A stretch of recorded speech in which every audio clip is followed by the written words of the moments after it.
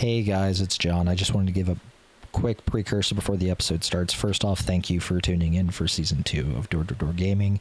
We have a couple of quick announcements that I'd like to make right before the episode starts. First off, you'll notice pretty quickly we have some new intro music, so check that out. You can find the credits in the description of the video as to where to find the artist and all that fun stuff. And also, we have our special guest from the last episode, Sarah, is back. Kind of to redeem herself as the year of second chances, but also we are officially bringing her on starting next episode as a full-time host. Now, I am aware in this episode and the prior episode that she's a bit rusty, but the three of us were too when we started the podcast. We didn't know what we were doing, and the entire point of the podcast is to stretch your legs and arms and explore things that you haven't tried before and get comfortable with those new things. And to do that, you have to do it. Now, Sarah's always shown an interest in hosting her own podcast, and she has a couple of ideas floating around in her head. However, this is a great stepping point for her to start to build her skills, in particular, speaking in front of a camera and all that fun stuff. Now, she's done stage plays and stuff before in the past, so she's by no means shy when it comes to acting. However, you know, she has some things that she needs to work on, and this is a wonderful platform to work on those with, and we will be helping her along the way. So I would love for everybody to give a kind welcome to Sarah, and yeah, on with the show. Enjoy season 2.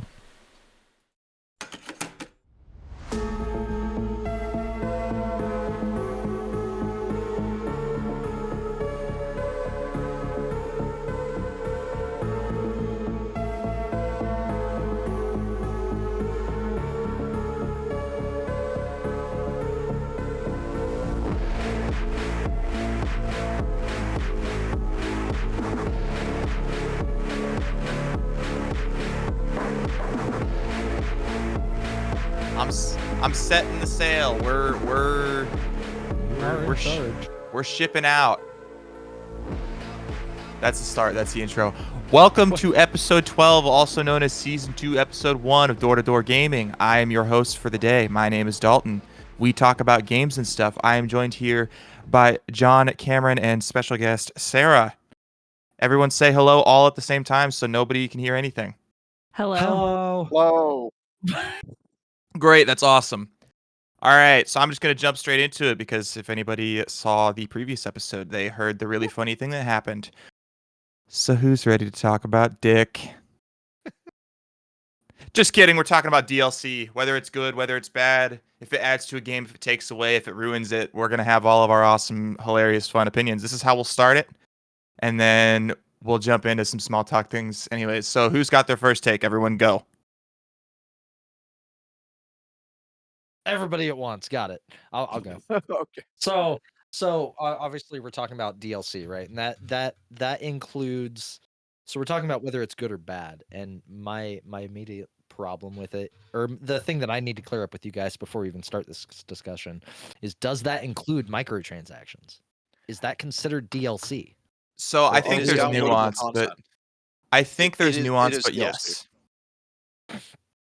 It is content that you're getting digitally by downloading it. DLC's bad, dude. It is in the current. That's why I said there's nuance. That's why I have a similar take that I expound on. And yeah, in its current state, and if anybody wants to hear more about it, we've discussed microtransactions and loot boxes and fucking all that fun stuff in previous episodes multiple times, and I get quite angry about it. But in its current state, because of those topics that you can go back and listen to, because I don't want to have another 20-minute tirade in this episode also, it's in a poor state. However, if we're talking about like what Cameron and I and Sarah and in part Dalton, because he is old enough to, you know, experience not a world plagued with microtransactions. If we're talking traditional DLC where it's expansion packs, where you're getting a large chunk of the game, like what they did recently with Elden Ring. That used to be the only form of DLC back in the day. You didn't ask, "Ooh, is this game gonna get DLC? Did you hear about anything about DLC?" It was just expansion packs until Horse Armor came along, of course. But Thank you, Todd Howard. Yeah. So like people used to get stoked about DLC because like it was a way to buy an 8 or a 20 or 100 hour game because gameplay lengths back in the day used to be drastically shorter. A normal game was an 8 to 10 hour campaign. So the publisher would release their game, collect their money. Everybody would be stoked. Everybody would love the game. Community would keep it going, typically through multiplayer. And then, 10 months, a year, 2 years later, the developer would announce, hey, we have an expansion pack coming out, or X packs as they used to be called. And, it's $20, 15, $20. And you would typically be getting another like 20 hours worth of content with a lot of these expansion packs. And nowadays you're looking at like a $30 download for an expansion pack that'll add like 6 hours worth of gameplay. And it's honestly, the current state of DLC is horrendous. Yeah, I think the big issue is more so on the microtransaction side, but I will give a lot of companies credit that even the ones that are releasing microtransactions, they are still including elements of traditional expansion. It's just obviously it doesn't hit the same because the developers and the people that are releasing that content are more focused on the microtransactions because they know that people buy them and because they know it'll make them money. Like that's Right. that's a bigger selling point than it used to be, for sure. Right. Yeah. Cameron? Sarah? So obviously you guys know. Obviously, you guys know I put a lot of money into skins for games. Not the best use of my money, by any means. So from that standpoint, yeah, microtransactions are they're it's almost ruining the industry. Um, but games that do uh how do you want to call it? Like not updates to the game, but it's DLC, but it's free. But typically, it's like only like a Oh. bundle of skins or whatever. You're Right. talking like That live that I service type stuff? yes, yeah, yeah, yeah. Yeah. That's always nice. But Yeah. unless they're adding to like the fundamentals of the game, say like multiplayer maps or adding additional hours to a campaign that already exists or a story mode, yeah, I think DLC is kind of ruining the entire industry. I can get behind that with the current state of things. Sarah? Purchase a lot of DLC to be able to say anything. However, the games that I have played with DLC wouldn't be the same without it. Fallout specifically, Nuka Cola World, all those DLCs and stuff like that. What was the other one? Robots. What was that DLC? The automatons? Automaton. Yeah, Automaton. That one wouldn't be the same. First time I played through it, I played it with that. So Yeah, Sarah and I had an interesting discussion about this last week or the week before.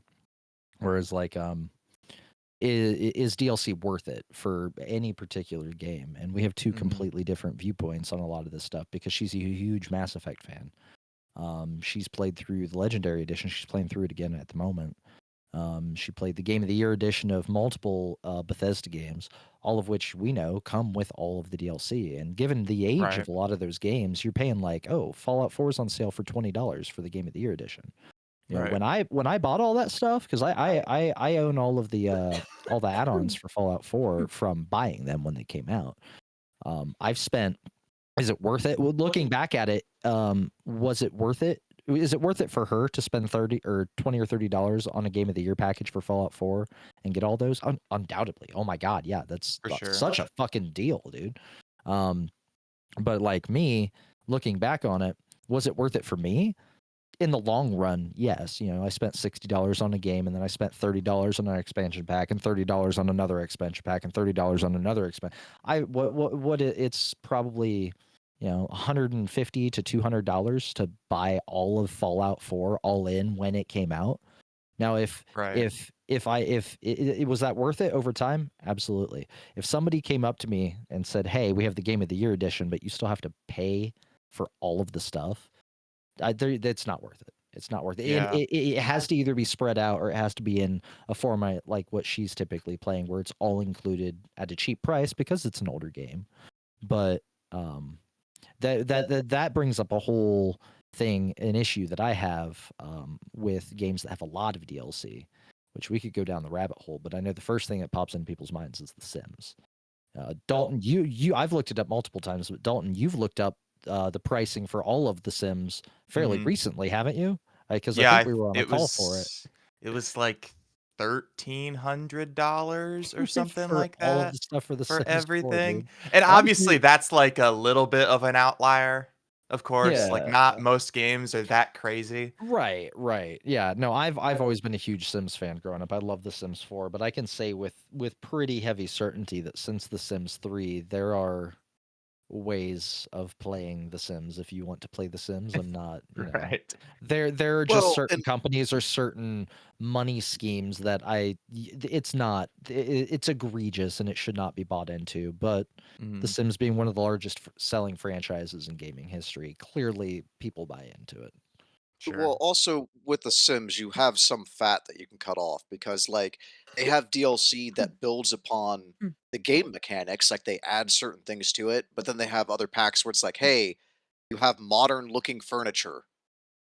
It's Here's Yeah, some do you new need the modern carpets. looking furniture? Like, no, right. you Yeah, know. you get a Uh, grocery shop, if you will. Yeah. I've yeah, always Yeah. yeah. I've always considered it's not a Sims game unless you have like the base game, obviously, and then seasons and then pets. Like Mhm. that's the core that I can't live without. But I know there are other games out there that are more egregious. Yeah. So I'll since look we one were up while just, somebody else talks. yeah, I got something to add to this here. If you're going to be looking that up. Yeah, good. So, because we were already talking about it before we started recording, how do you guys feel about pre-order bonuses? I mean, Hate them. I've technically always hated them. DLC. You hate them? You hate them? I can't stand them. Okay.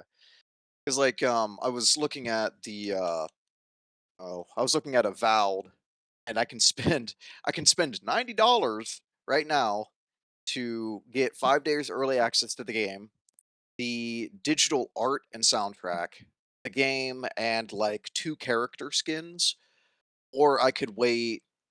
What did I say? 2 days from now. Yeah. Yeah, I could Right. wait 2 days from now. Get the game on Game Pass, and then spend like $20 for the upgrade pack, and the soundtrack and the skins. Right, right. I Right. think so. The one thing with pre-order bonuses, I don't like the early access stuff.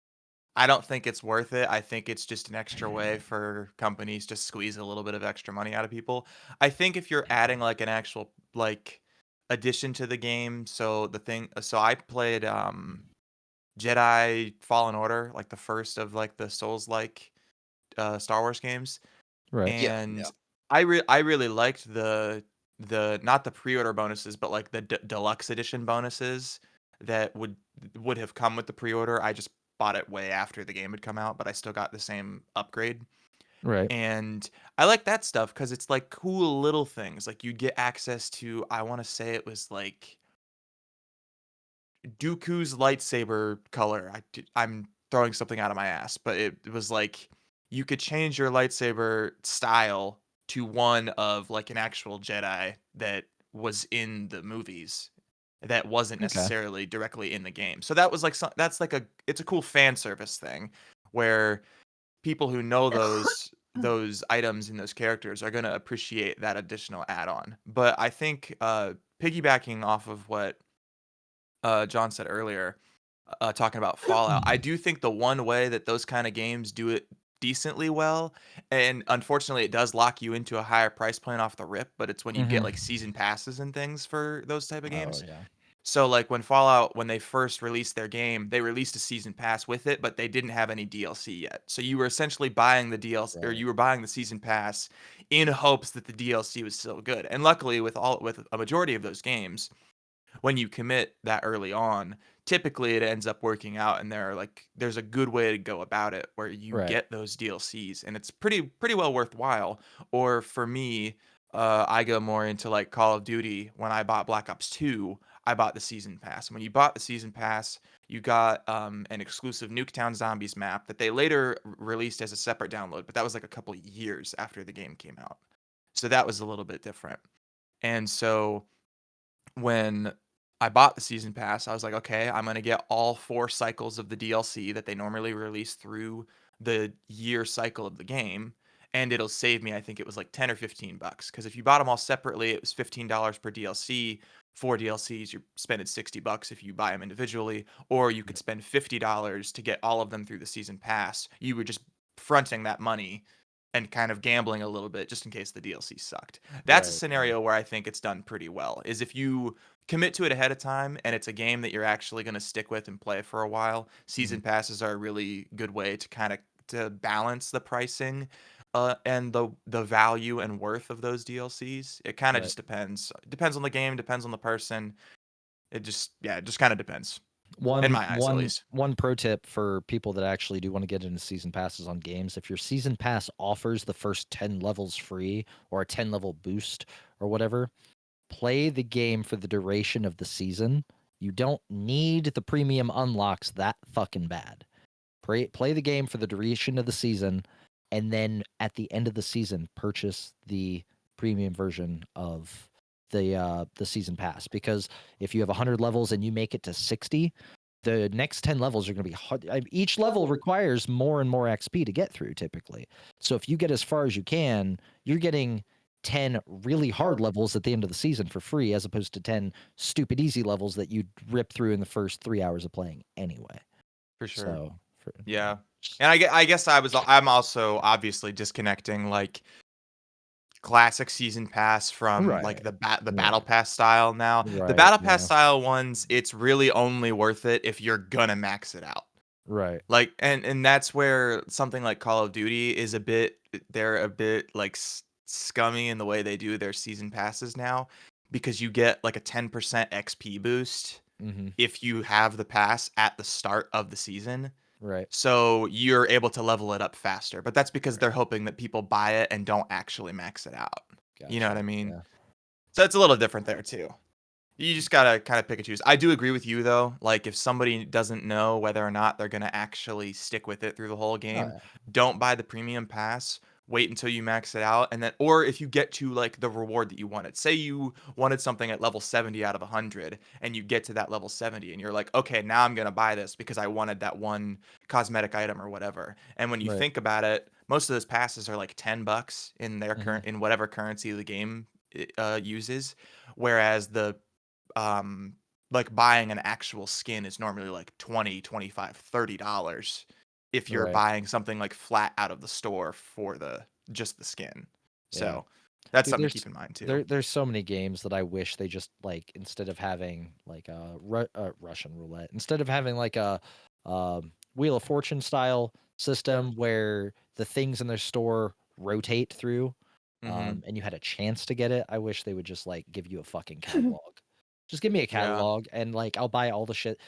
So just because, so the reason they do shit like that is because they think if they give you a catalog, people will make their one purchases and be done, right? Mhm. It's But like the thing, FOMO. yeah, it's exactly what it is. But the problem is like whether it's in a catalog form or whether it's on a set of the week style basis or set of the Mhm. day style basis, that Pink Daisy fucking skinned thing, I'm not gonna buy it regardless. So let me just get the Right. shit that I want, give you the money that I want to give you.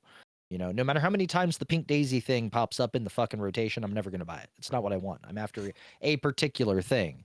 Sure. And the only thing that you're getting from me coming back and checking every week to see if that's in the thing is my number stays in your server for longer, which looks better to your shareholders. That's all it is. That's all it looks like. That's the For only sure. advantage that they don't get extra money for it. It's, I don't know. But to try and stay on topic a little bit, what I was looking up was has anybody heard of Train Simulator Classic? It's been on Steam Uh, since like 2005 or some shit I like think that. I've seen it in like my recommended So store, like so shop this game games. is notorious for having an ungodly amount of DLC. So much so that you can starting at $10 a month. You can get a classic rail subscription that nets you all of the DLC, because all of the DLC for this game comes to a total, there's 780 pieces, comes to a total of $10,373. Holy shit. Yeah, at that point, just buy the pass. Like, just do the subscription. That's not that's it's not worth ridiculous, it. dude. That's But crazy. Oh, one thing I was gonna say. You were talking about the catalog style shops. Black Ops 6 does that now. really, Whereas all the okay. previous Call of Duties didn't do that. They did the rotating system. Yeah. So that okay. Cameron and I spent a while talking about the rotating system in Helldivers. Actually, Helldivers 2. Oh, okay. They do that with their superstore. But Gotcha. Oh, you can speaking of which, actually make sure you predict because they release like it rotates in a certain order and it will always rotate in that. So there's like an app you can look up and you'd be like, oh, I want the firefighter armor. When's that going to come up? And it'll show it. Like it'll next time it comes up is like the 3rd week of August or some shit like that. You know, whatever. What were you saying, Cameron? make sure you log in and get that skin as well. Yeah, I need to. Anybody else have anything, sir? The only thing I have to add is the early access to a game. I think that would only pertain to content creators that might get a video out before True. it's actually released. Yeah, that's fair because Yeah. they also normally they lift those upload embargoes as well. So they Well, whenever the early access also, starts, those people are still allowed to post about them. Yeah. also a lot of game studios will like hand out like games early to get content creators like early, like even earlier access than early access Yeah, to their you game. see it all the time in Steam reviews. Dalton would know this. Sarah's probably seen it too. In the Steam review, if the product was received for free, it says it in like blinding yellow like Mhm. letters underneath the user's name, but before the actual review. So you I can. guess that yeah. access would pertain to more the middleman, not the people that are super famous, the ones that are creating Yes, generalized content. Yeah, that's Mhm. fair. that's fair. Yeah, a lot of Yeah, people true. focus on like the top 10 creators for whatever genre or thing they're into. And Yeah. nine times out of 10, when you need to figure out that quick thing in a game real quick, and you just hurry up and type it into YouTube, that's what you're going to end up watching is the low level content creators or the medium level. Nobody's going to go to Markiplier every time they need to know something about the Poppy playtime because he's been playing Yeah. through that. No, that's just Yeah, mostly Phasmophobia. explosions. Yeah. Yeah. And and most of those creators like they'll either focus on like lower like middle creators or they go to creators that specifically their Oh, uh-oh. Uh-oh, Dalton, no.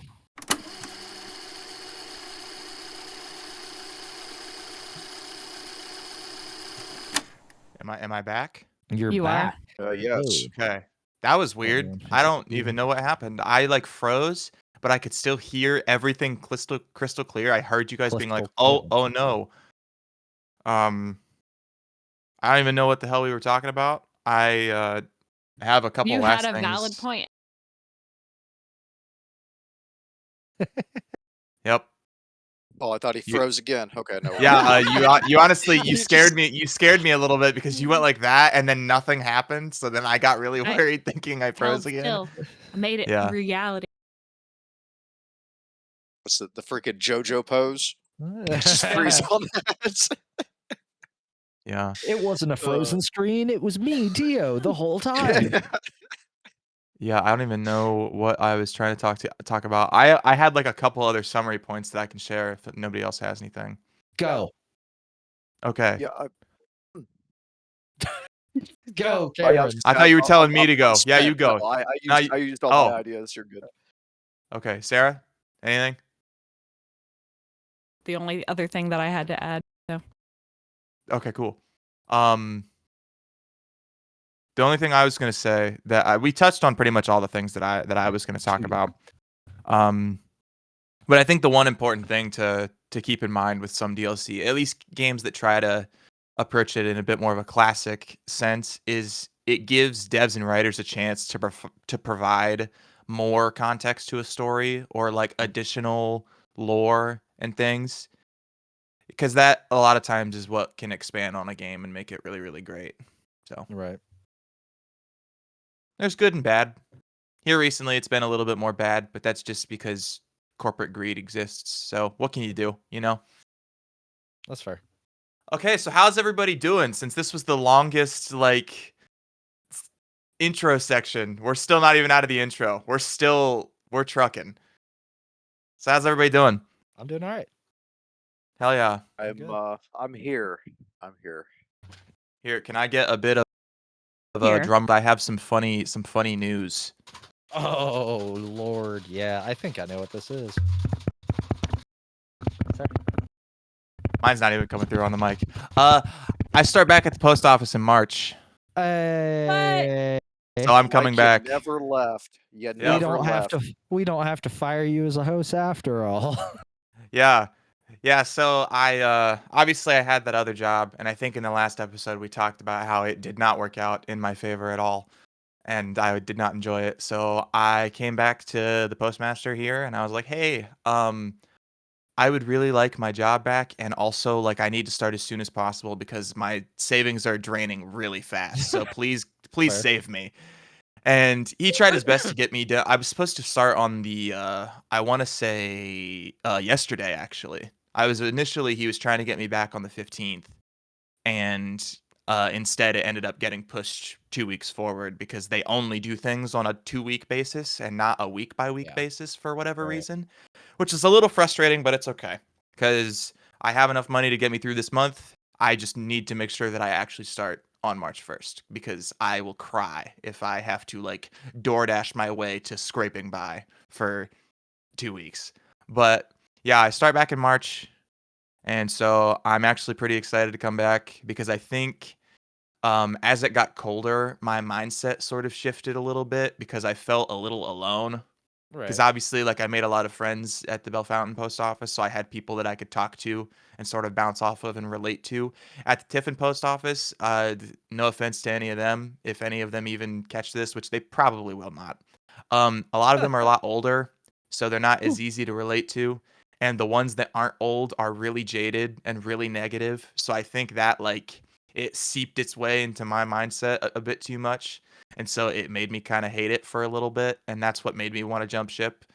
And so now I'm thinking if I can prioritize my own health and well being while still accepting that like I need a job and I need to make money and this is a good job that makes good money, then Right. I can provide myself a bit more of that work life balance. You know So what's yeah, funny? I feel good though. Even if you hadn't stayed, even if you stay away, when however this contract wraps up, you'll still get back pay coming your way Really? How does that work? because you worked after the end of the last contract, yes? Uh I think so. I stopped in December. So when they increase those wages, you're owed that money regardless. Oh. Yeah. Well that'd be kind of cool. I didn't Yeah. know that. You could be off. Yeah. What's funny is because you're direct, you were direct deposit, right? Yes, and then no, and then kind of, and still no. Okay, I was gonna say if you finish direct deposit, you could be just working your fucking third shift job at Walmart or whatever the fuck you would be doing, and then you just get Yeah. a fucking lump sum into your paycheck from the federal government or into your bank account from the federal government. Be like, what the fuck is this? Yeah. So mine was doing the thing that happened with Cameron's, and Cameron, I now feel your pain because Cameron got it fixed. yeah. Well, at first Oh I no, I thought that. still get paychecks. Oh, See, never mind. that's what I I'm was thinking light saying. blue. I was thinking Is light blue. Okay. I remember when you were first talking about how it wasn't working, and I was like, ah, that's probably just Cameron being Cameron. He's just like doesn't What care does enough to that actually mean, get it though? figured out. He I'm probably just old. didn't care that much. So he was just like, I'll just Cameron, take my check to the bank. Cameron It's not a says, big deal. this is really important. Yeah. I'll do it next year. I remember one time you said that you had like 3 paychecks that were in the drawer that you just So didn't come listen, pick up, which Cameron and I discussed blows this. my mind. Side story, if you work for the post office and you listen to this podcast, you're going to fucking love this story. Cameron came to me one day and said something along the lines of, "Ooh, I really need to remember to go pick up that paycheck." And I said, "Oh yeah, I can remind you." He was like, "Yeah, I have more than one in there." I said, "How many? How many did you have in there, Cameron?" It was like fucking 4. It was 3. It was It was, 3. it was And then like 3, that Yeah. and you following were that yeah. following Thursday would have So been payday. I Yeah. told Cameron, I said, "You understand? Okay, so you're just letting the drawer at the supervisor's desk essentially be your savings account at this point." But It's just like a safe. besides that fact, I'm gonna ask you a couple questions, Dalton. When you have a Yeah. hobby, when you do things for a hobby, right? When you have a hobby, Mhm. you have hobbies. You Sure.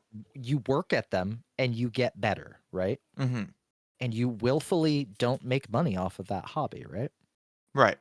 The definition of delivering mail to Cameron is it is his hobby.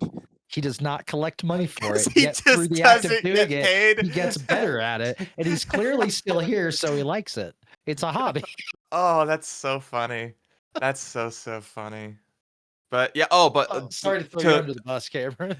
No, no, it's but all the good. reason I brought up Cameron though is because I feel your pain now because you said that you tried to resubmit your shit more than once, and for whatever reason it just didn't work once you got re-entered into the system because they did like the separation and you got your 5 days or whatever. That exact same thing happened to me. I resubmitted my stuff 3 separate times in 2 months, and they were like, "Oh, yep, you're just gonna have to wait and see if it goes through for the next paycheck." And then the next one would show up, and I'm like, "Hey, guys, what are we doing? It's been almost 2 months, and I'm still getting paper checks. I've resubmitted it every week. So what's happening?" So hopefully this time, um, luckily I'm a direct report, so I don't have to go back through and redo any of my stuff. I think they even said I don't even have to redo driver's training because I'm fresh enough that it Yeah. still qualifies. It's within the. So I think driver's training is 365 days. So yeah. okay. Yeah, so when I told them, they were just like, "Yeah, ideally you'll just show up to the Tiffin post office on March 1st and just go right back into what you were already doing." And I was Walk like, in, they'll "Cool, point at a case, down." and you're like, okay. Yep. And then I'll have to, well, and they're gonna freaking, I know they're gonna put me on a full route immediately. I can almost bet you that they're just gonna throw me right under the bus, right off the rip. And then I'm gonna be like, Absolutely. I know these roads, but I haven't done this in 2 months. So you're gonna have to like, I'm gonna need a little bit of grace, just a little bit of leniency here. So yeah, I'm excited for that. I'm actually glad I didn't start yesterday because you guys saw before the episode, nobody saw us. I was cleaning my bowling balls. We went bowling last night. A bunch of friends and I, we went to a bowling alley, Right. and I haven't bowled in 2 years. And yesterday I had a 198 average over 3 games, Oh, and my nice. highest game was a 244, which blew my fucking Nice, mind. dude. Yeah, it was crazy. I felt It's awesome. it's like riding a bike. You'd never really forget. Wait, hang on. Okay. Did you I just thought laugh he was at gonna be me? like, "Wait, hold on, I forgot." It's like, Hi. No, I heard you through the door. Oh, fun fact. Right here that you guys can't see. You see the outline. If you look real, oh, he left. He can still hear me though. So visually, this is what the anniversary gift for you guys looks like, but I guess Dalton misses it because he's not here. I'm And back. I put it back. Damn it. Sorry, my girlfriend heard me telling my bowling story, and she went bowling with us last night. Oh, And then right on. I heard her laugh from the living room at me telling the Nice. story. So That's funny. That's funny. I did not actually show your guys' the anniversary gifts are right here. You can see the outline of them, but I didn't actually pull it off the shelf. oh, okay. I I want could- to because I'm terrible at keeping fucking secrets, but it's not really a secret. No, keep it a secret. Don't show us. I want to be surprised. brightness on my screen all the way up so I Okay. can see what's behind you. Cameron's like, I'm gonna cheat. I know. Oh, I okay, but wouldn't wait. joke. Finishing my small talk section. I'm completely playing D2 again. I'm lost in the sauce once again. It keeps happening every time something new happens. New episode's pretty cool, and I'm actually getting into more of the end game content that I've never done. I have Okay. over I just hit over 1,000 hours in the game, and I still have only done maybe 40% of the content that's offered. Oh, really? So there's that. Okay. Yeah. So I'm slowly but surely picking up some of the later stuff. Cameron and Right I on. have been running some stuff. I've been playing with a couple other buddies, so it's been fun. And Yeah. I am still streaming on Twitch, so that's cool. I've been trying to keep that a bit more consistent, and I started streaming on TikTok, so that's Oh sick. yeah. So you gave me shit, I think last episode about how my stuff wasn't active, and it's still active. So I'm looking it's in at the audience here. it's in every description. So all right. Yeah, but yeah. All right. Anybody want to Anybody talk about else some games? fun small talk? Or are we going straight into games? I think I'm ready to start talking about games. All right. What about you? Less talk, more gaming. More gaming. Let's go. Or gaming. All right. Who wants to go first? Dun, dun, the lights come down. Yeah, it's like, I dun, dun, mean, dun, I dun. can Ooh, go dun, first if you I guys like want it. me to. I'm actually currently playing the game I was wanting to talk about. So, All right, Let's do it. Hit us with it.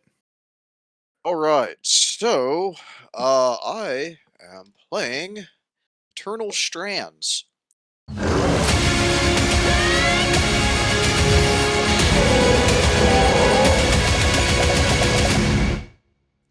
It's I don't know. I was scrolling through all the games offered on Game Pass, and it kind of stood out to me.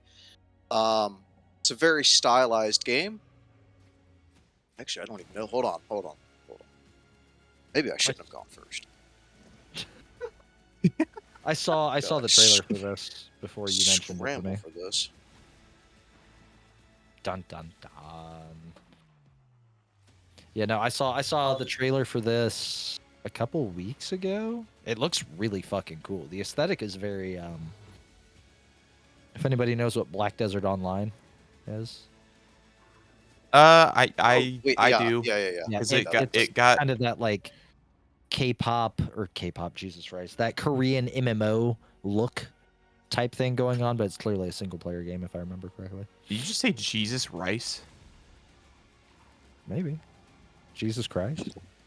I heard Cheese and rice? Jesus Rice. Asian, You just like put them both together. Korean. What is it? Is it 21 Jump Street? They got the Korean Jesus statue. Yeah. Anyway, go ahead. Developed by Yellow Brick Games. Came out January 28th of this year. All right. How do I want to describe it? It's kind of like high fantasy, like D&D. Like you are part of a group of travelers after this catastrophic event that threw every city into chaos, basically. Um, there's a capital city of this group of magically inclined individuals called Weavers, and there was some catastrophe that happened shortly after they put up a wall around their city, and basically everyone lost contact with that entire city unless you were on the outside of the city at the time.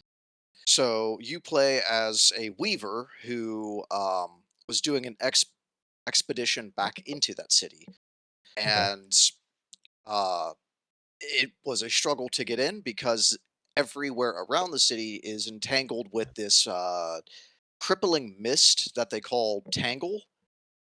Okay. And if it touches you, it literally like debilitates you. It will kill you.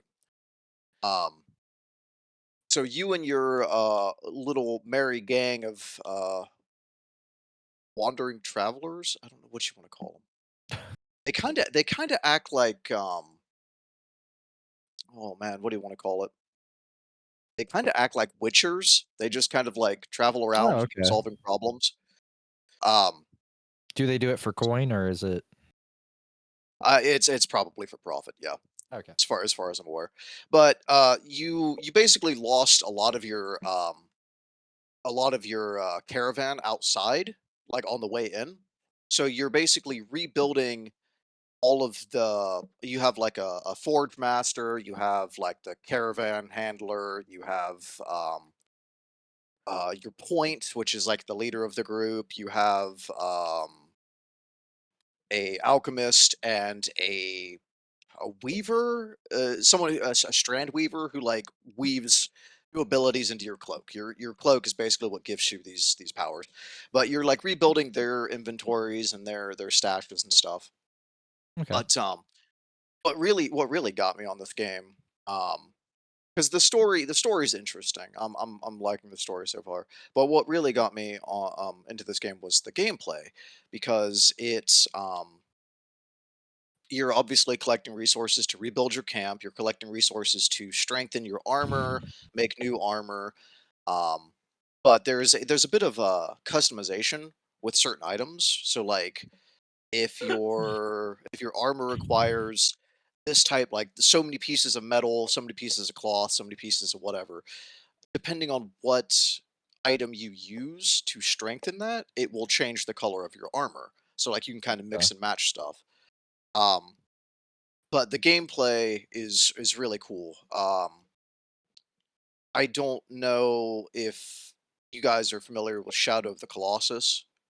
Yes, it is one of my Yeah. favorite games. Okay, so the Sarah, boss fights. that is the one where you run around on horseback and you climb the giants and kill them. There's no other enemies in the game. PS2 title. Yeah. So that's how like the boss fights work in this. Like there are lesser enemies that you can fight, but the bigger bosses you actually climb up and you have to climb around and hit their weak spots specifically.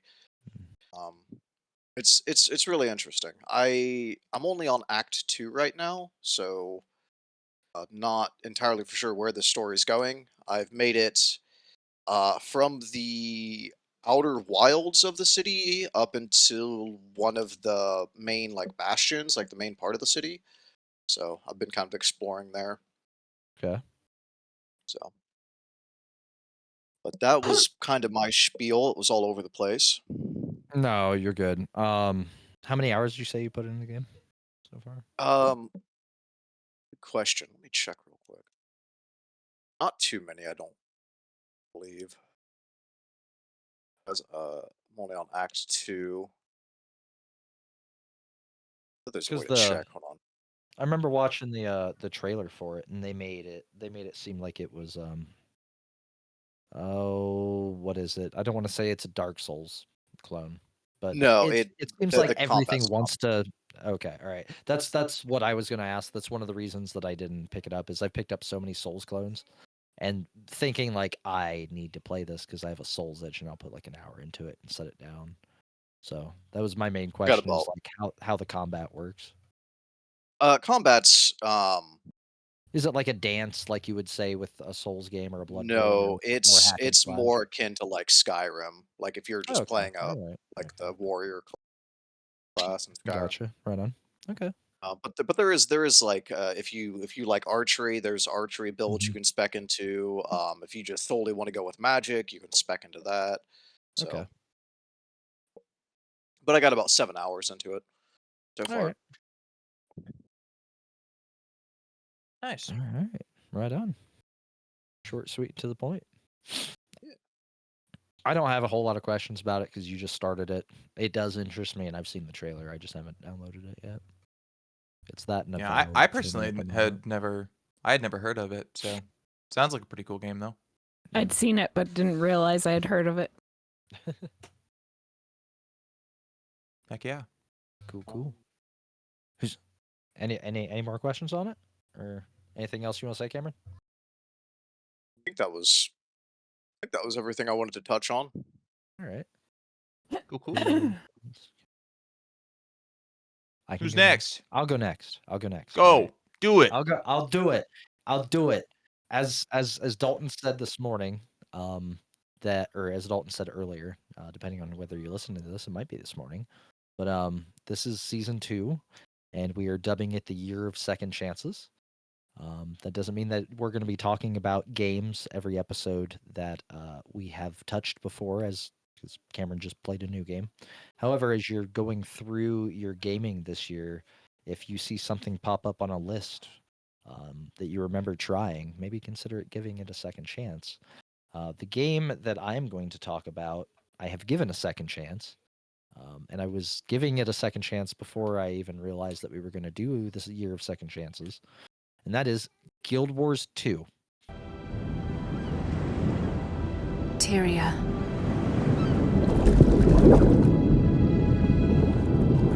The dragons have always been here. So everybody in this room knows that at some point I had a very deep, debilitating addiction to World of Warcraft. Sarah luckily came into my life after that mostly ended, but I'm one of the like wild people that has probably 10,000 plus hours into World of Warcraft. And I remember tallying the numbers up at some point, and I've given Blizzard, not including microtransactions and shit, just the subscription fees. I've given Blizzard like $3.5 grand or some shit. I was around. I've been subscribed, with the exception of the past like 3 or 4 years, pretty consistently since just before the Burning Crusade released, which was like 2006 or some shit, 2005. I can't remember. But obviously that is a I got my 10,000 hours of it, but it's the spreadsheet shit that keeps drawing you back in. So, what World of War? This is gonna kind of be a small bash on Blizzard segment, which you don't hear me do very often. But World of Warcraft is designed around what's called an item treadmill. When a release comes out, when an X-Pack comes out, there's new stuff, and almost everything else in the game is dropped in stats and quality, making it largely useless. So you have to progress through the levels, obviously, that come with the expansion pack, but you also have to grind to get the best gear, grind to learn how to use those new things, and then if you want to keep stay good, stay end game ready, essentially, every couple months they release a mini patch that alters those stats. So you have to constantly be on it's a treadmill. It revolves around, and if you stop, you'll slide off. It's a treadmill. In an attempt, obviously I haven't played World of Warcraft in quite a few years, substantially, but I get that itch constantly. It's bad. I have so many hours in this stupid fucking game that a certain color or a certain aesthetic in an art piece can come along and just make me go, oh, I want to play WoW. So last year, I downloaded Guild Wars 2, which is an MMO that's been going on for almost as long as World of Warcraft. But it's free to play, and it always has been, in an attempt to cure the itch. Well, I put about 10 hours into it, and it cured the itch, but I ended up re-upping to WoW for a month and putting like 10 or 15 hours into WoW, which is what I'm trying to avoid. I came back to Guild Wars 2 a couple weeks ago, and I've put like 150 hours into it. I have like 4 characters. I'm like level 20 on almost all of them. The max I think is 80, and that's what's special about Guild Wars, which I'll get into here in a second. But I'm just kind of having a blast going through, leisurely being the key word, and getting my MMO fakes, running around, auto looting, fucking gathering crap, like just AFKing in a town square and watching chat, just all the good old fashioned RuneScape and World of Warcraft things for people that have messed with that stuff. But what's special about Guild Wars is Guild Wars 2 specifically is an MMO that's free to play. It was released by NCSoft and developed by ArenaNet in 2012. And they just had a most recent release. I think it was last year. They had an expansion pack release. But this game doesn't have an item treadmill. Yeah, I don't want to go into aesthetics or anything like that. It's an MMO. It's a pretty MMO, but it's not a Korean MMO. It's somewhere between World of Warcraft cartoons and Black Desert, or even what you and I were playing a couple weeks ago, Cameron. What is it, Blade and Throne? That realistic side. Liberty and Throne. Liberty and Throne. It's somewhere in the middle. But as far as like MMO stuff, it's there. There's an auction house. There's side quests to do all over the fucking place. All your core MMO stuff is there. What makes it special is that it doesn't have an item treadmill, and it has what's called horizontal progression as opposed to lateral progression. Guild Wars respects your time. So in 2012, when the game came out, if a month later you hit level 80 and got the best gear in the game that you could find, if you fucked off and didn't play the game this whole time and you came back right now and you logged in with your character with those items, you are still end game ready. You don't have to grind to find a new set of gear. The most you're gonna have to do at that point is relearn how to play the fucking game. Relearn, the skill wheel and all that stuff. Relearn your synergy with your character.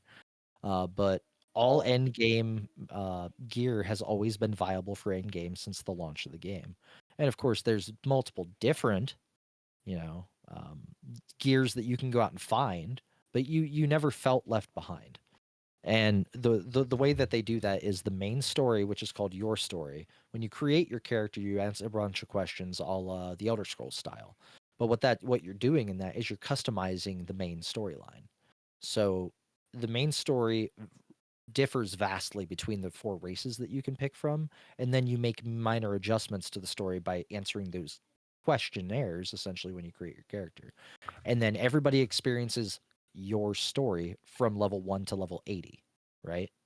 And then all of the expansion packs and the ongoing stories that they have in the game are just considered end game content. It's a different story for you to experience inside the world of Guild Wars 2. It's really, really laid back experience. I'm level 20 and I'm fine being level 20 for as long as I want to be level 20 on this particular character. Because I know that once I hit level 80, I'm not going to ever have to grind to get, level 90 or level 100 or item level 220 gear or whatever the fuck they want to use for this game, like World of Warcraft does. So I don't know. I've really been enjoying it. When I used to play World of Warcraft, I used to get sweaty if I didn't play every day because it's that FOMO of missing out. I'm falling behind. With this, I'm like, I haven't played in 3 or 4 days, before yesterday. And then I got on yesterday. I was like, all right, let's. What was I doing? Oh yeah, let's go. It's just like kind of like writing your own book almost in the form of a game. It's kind of fun. That's Guild Wars 2. I mean, there's not really much. I haven't completed my story, so I can't really elaborate on the story yet for any of my characters. Is this PC only? I'm assuming. It is PC only. Yes, that's the downside to it. Yeah. Yeah, Guild Wars 2. Oh, very popular game. I should touch on that since I am talking about an MMO. The last I checked is it still had upwards of 500,000 players online globally. That's nuts. Yeah. World of Warcraft is still averaging like 3 or 4 million, I think. But like, I looked up an MMO population list for it, and I forgot to I think it was ranked number 14 on popular MMOs. But in that MMO category was like League of Legends or Overwatch, which aren't like MMOs. So I think once I removed all of the not MMO games, which is it's different from person to person, but like I removed all the shooters, all the hero shooters, all the arena shooters, all of the MOBAs, and it was left with like World of Warcraft, Elder Scrolls Online, and either one other game and then this one, or this one and then one other game, and I can't recall what it was off the top of my head.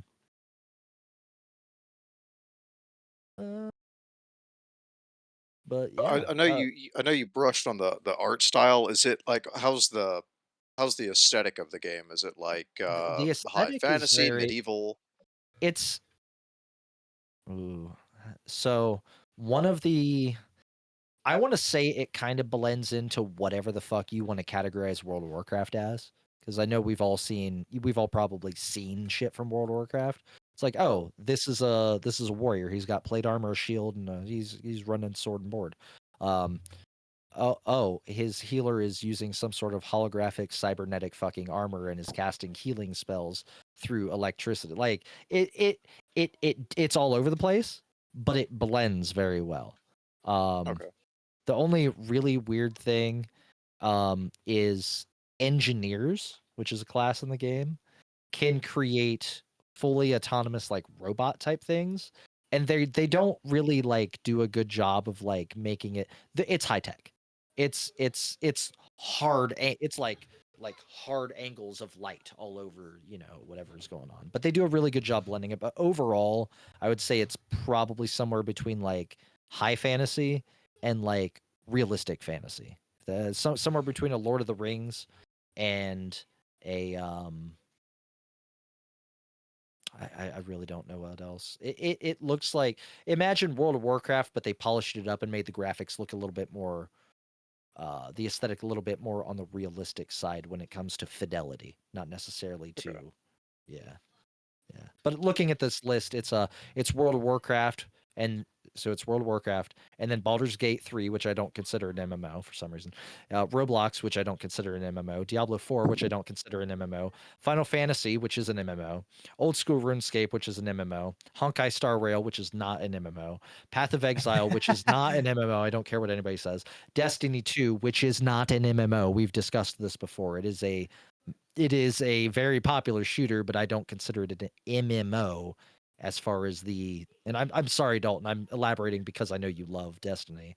I'm Sure. considering an MMO from what traditional MMO bones are. Destiny, Warframe, it's not one. WoW Classic, Elder Scrolls Online, Guild Wars 2. So number 6 in the popularity contest. So it's doing pretty good for itself. Yeah, Roblox is a weird one to include on there. Yeah, I know. They That one also like have, really doesn't fit. Baldur's Gate doesn't fit either because it's literally just Fortnite's it's just on a here co-op. somewhere. Yeah, Fortnite's on here somewhere, but it's not at the top for some reason. I don't know why it's not at the top.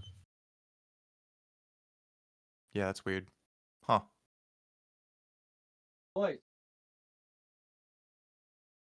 But yeah, that's Guild Wars 2. Unless anybody has anything else. Did you talk about Yeah? the class that you played with me? Oh yeah, I got Sarah started on it a little bit. We were playing. Oh yeah, I could do that. So most games have MMO and like strategy type games. You have like your rangers, your warriors, your healers, which this game doesn't have a dedicated healer. Everybody is capable of healing, but there are certain classes that are better at healing parties than others, so they are healers. They are the ones that get mainlined as healers. But necromancers, shit like that. This one has a race called a mesmer, or a class called a mesmer, and it is. I am in love. I am in love with this class. So you know how rogues specialize in trickery? Well, Yeah. this one, a mesmer specializes in trickery and deception through, I don't want to say hallucination, but it's not the wrong word. You cast body doubles that can do damage. You teleport to the back side of the enemy, the front side of the enemy, stuff like that. And it's a very, very showy class. Think of Cameron, you know the in 40K, you know the Drukhari, the Dark Elves, right? Yeah. But then there's the special race or the special faction of the Drukhari that are like tricksters. They're theater performers. I can't remember what they are off the top of my head, but Oh, the oh my god. Cheshire, like local ones. They have like the stripes and stuff. Yeah. Yes. Everything, much like them, everything that a mesmer does is show. It's a show that you're putting on. So the attacks are, they're gorgeous. I wish you just look up like a mesmer fight in Guild Wars 2, and you'll kind of be blown away with some of the special effects and stuff that the fighting effects that they put in with it. But for example, at the end of each class, when you max out your class, you get to choose from 3 specialties that you essentially turn that class into another class. And one of them is called the Virtuoso, and their specialist is throwing daggers, like holographic daggers. It's a really cool class. Yeah, it's a really cool class. It sounds cool, So yeah. it's all about deception and staying alive long enough so that your body clones can do more damage than you before they blink out of existence. It's super cool. It's the only class like it, anything like it in any MMO. And I think the last time that I played Guild Wars, and the reason I fell off is because I did what I always do in World of Warcraft. I rolled a hunter, and I got a pet, and I did the same damn thing that I've done for 15 years, and I think I'd shot myself on the foot and sabotaged myself from the start, because this go around I started the same thing, but when we started, we both picked mesmers, and I've been fucking in love with this class ever since. So Hell yeah. let's Guild Wars. Sweet. I have to look into it. And It is fun. the only downside, I think your computer will run it, Cameron. It's a pretty unoptimized mess. Like when it released in 2000 and when it released in 2012, it could at the time already run on almost everything. So they didn't worry about optimizing fuck all. and they just keep throwing spaghetti code at the game when they release patches and shit. So over time, it's actually become harder to fucking run than it did when it launched. Oh It's gosh. such an my computer, my fucking PC.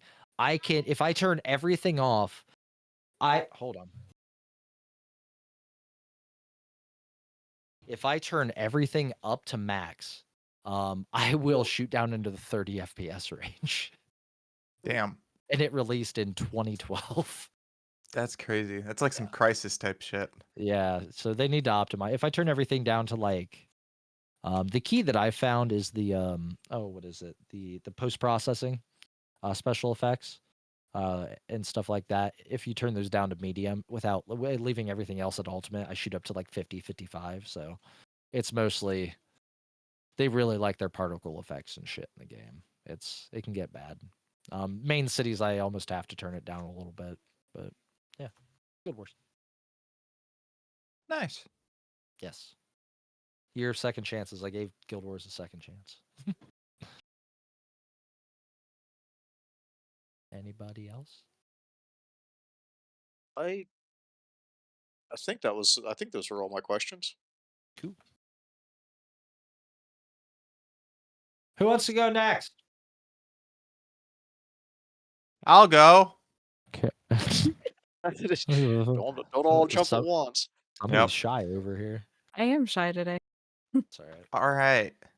So the game I picked was one that I've played before, a pretty good amount, at least overall in the franchise. But this one I chose because it's probably the one I played the least. I picked Borderlands.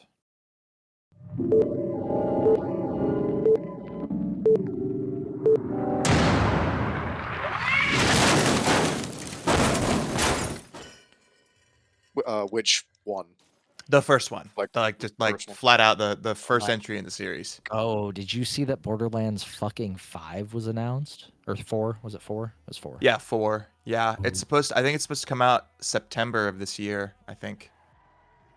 Or something like that. Later, it's like third or fourth quarter of this year. So that'll be pretty exciting. That'll be cool.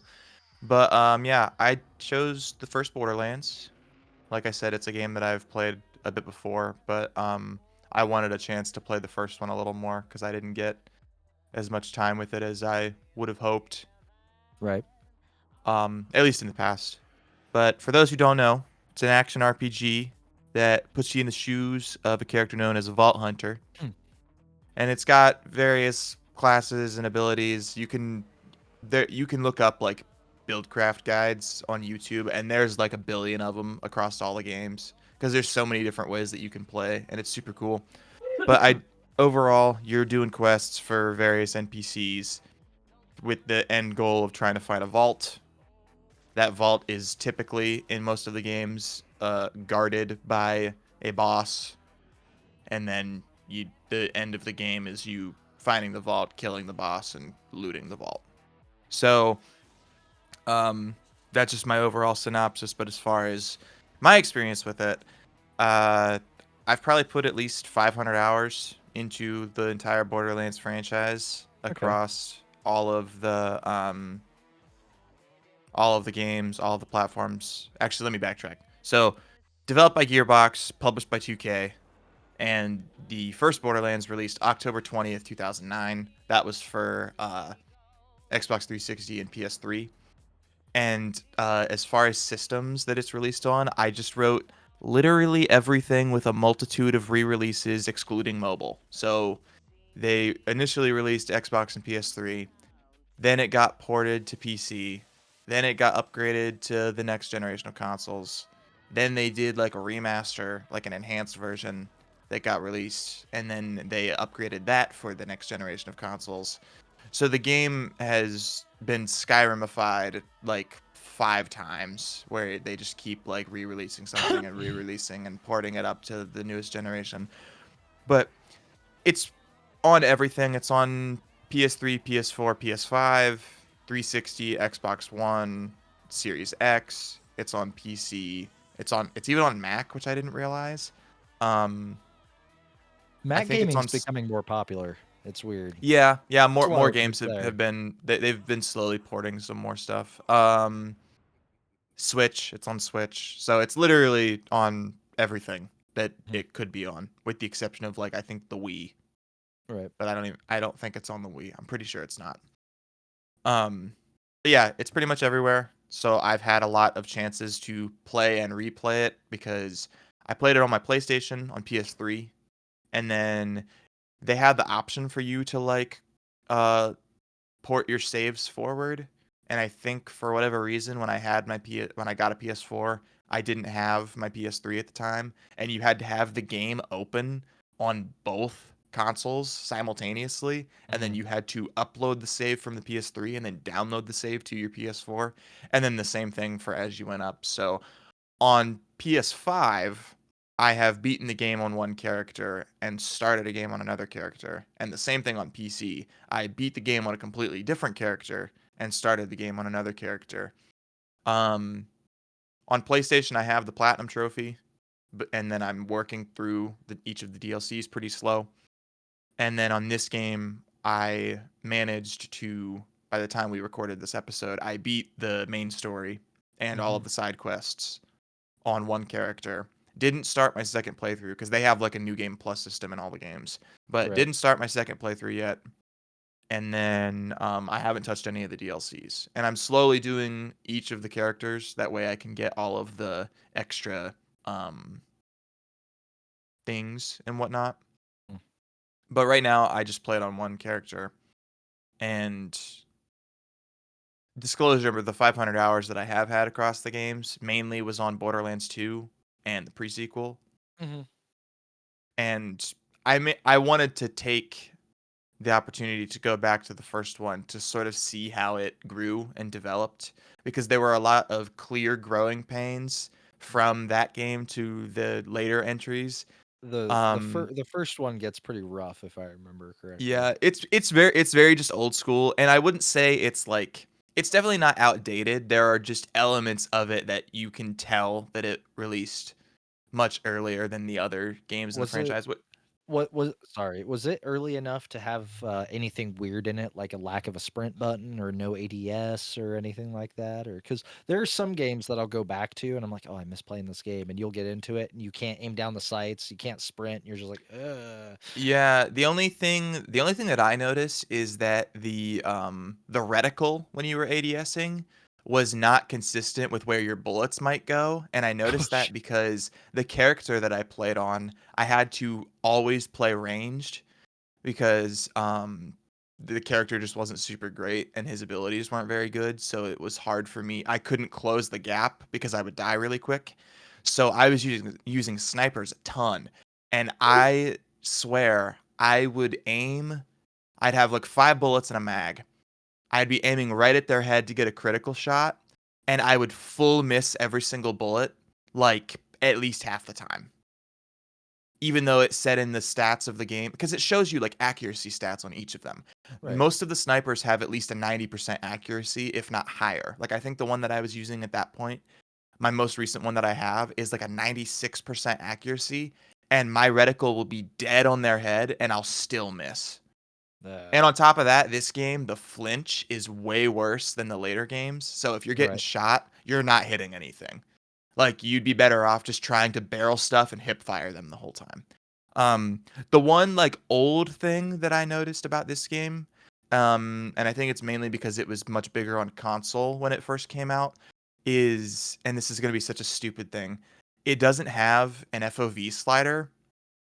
So I played the entire game looking like everything was zoomed in, Oh, like I hate that. straight up to my face. So Yeah. I had to, that was the other reason that I was playing everything really ranged, is because if I was playing with characters like right in front of me, it would look dead ass. Like the whole game was like this. Like I was just like, I was in, like anytime that there was an enemy right in front of me, it took up my whole damn screen, and I had to like look away. Like I'd have to look away from my monitor for me Right. not to like have a seizure. Yeah. But Yeah, it I doesn't feel help. that. I feel that. Yeah. I'll get games that there are some games that I can't play on my computer because Mhm. they'll lock it at like 70 FOV. You can just tell what it Mhm. is after so long. And I play on an Yeah. ultra wide, So, Oh, geez, yeah. dude, it's So it the hurts. first Borderlands, I'm pretty sure was locked at either like 50 or 60, so it was even Yeah. worse. Like it was super, super close. I fucking hated it. So that wasn't super fun, and it didn't help that almost every FPS that I've played in the last like 5 or 10 years, if I'm playing it on PC, I take the FOV slider and crank it as high as it can go every time without fail. Cuz I like the Quake-esque Yeah, perspective where everything is like the super 120, wide angle. the Yeah. 120, Yeah. 130 FOV. Yep. Yep, yep. If the sides of my screen aren't moving at 300 miles an hour, I'm not happy. Yeah, it completely throws off like my vision and my peripherals. But so as far as the character that I played, I chose the soldier. His name's Roland. And for Borderlands 1, he is for some reason the soldier class never gets a lot of love in the Borderlands games, but specifically in Borderlands 1, he's arguably the worst class that you could pick. And I initially had him picked because my original PC save file was when I was starting to go for some of the Steam achievements. So I had to level up the soldier a bunch. And then I was just like, all right, I guess I'm just going to play this all the way through. And I also figured, with me doing this for the podcast, probably the best chance I was going to get to just like genuinely use a character that I'd never really used that much and just experiment and see how I like the play style. Mhm. Unfortunately, his class ability is a turret that you just throw down on the ground and it spawns a little force field right in front, like a barrier, almost like the rally barricade from D2 or from Destiny in general. And it sucked. It wasn't very good. I even went down the skill tree. So there's 3 like skill tree paths. One is like a support, one is an assault, and one is like specifically for my class ability. So support would give me like more ammo and health regen, like extra health on kills, things like that. So I could sort of stack it to help like if I was playing co-op. So if I was playing with other people. So I didn't really spec into that much at all. I think I did the one that increased my mag size, and that was the only part of that skill tree that I even tried to spec into. And then the center one, it was like I spec'd into like some extra bullet damage and then extra reload speed and recoil stabilization. And that second one was a kill skill. So every time that I killed someone, I could reload faster and my fire rate was increased, which was pretty cool. And then everything else I dumped into making my turret better. I got to the point that my turret could shoot like a micro missile every like 3 seconds that it was active.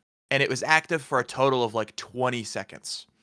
So it would shoot like 7 or 8 micro missiles, give or take, depending on how long it would stay active. Because the time that it would stay up varied, I think, because if it would get kills, it would also extend the duration just slightly.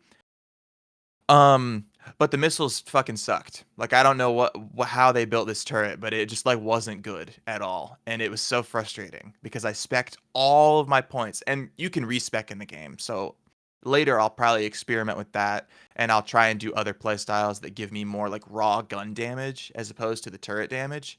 Right. And I could use my turret more as like a healing thing because you can make it so it has like a little healing aura around it. But I didn't spec into it because I figured that was more of like if I was like trying to kill a boss with friends, like if I was playing co-op, or Right. if I More was of a playing like more like late game. It's like a lot of support stuff. more min-maxy type stuff.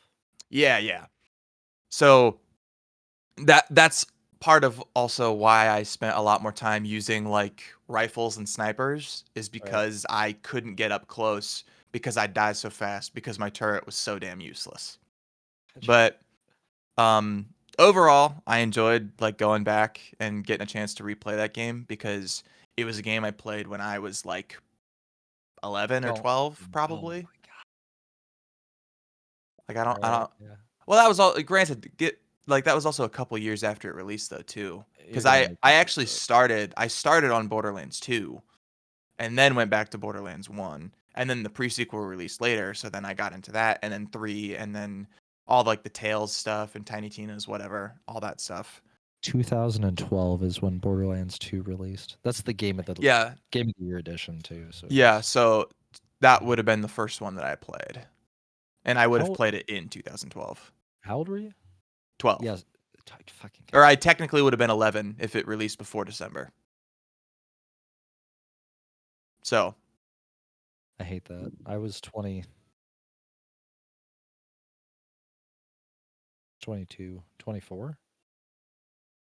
No, I was 20. how old are I was, you? I was 20. I was 20. I was 20. Jesus I was Christ, gonna still, say dude, you're I not hate that much older than me. I'm the oldest one here.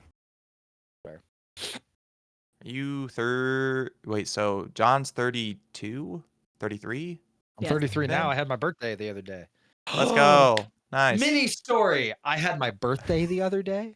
It was my last day of vacation, and then on my birthday I had to take her to the hospital. So I called Oh, off.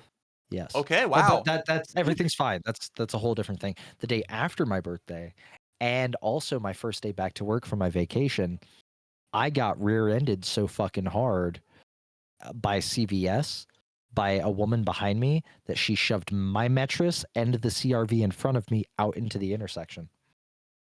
Oh.